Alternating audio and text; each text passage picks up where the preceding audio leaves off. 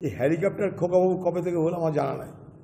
তাহলে কটা হেলিকপ্টার কিনেছে, কটা প্লেন কিনেছে, কটা বাড়ি কিনেছে, কটা বিদেশে সম্পত্তি করেছে, এটাও কিন্তু আমরা জানা নেই আর কি। কারণ হেলিকপ্টার খোকাবাবুর জন্যে এটা কেমন কথা বুঝতে পারলাম না। দিদি হেলিকপ্টার, দিদি চিফ মিনিস্টার জানি, কিন্তু খোকাবাবুর আলাদা হেলিকপ্টার কেন?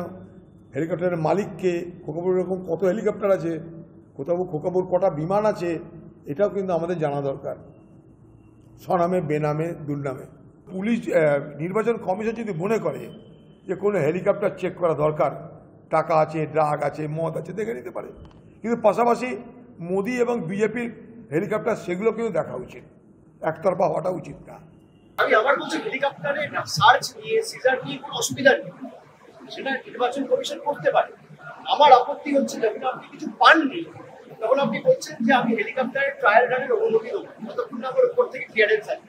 সে এখতিয়ার ইনকাম ট্যাক্সের নেই, এটা আইনত আমরা ঠেকাবো।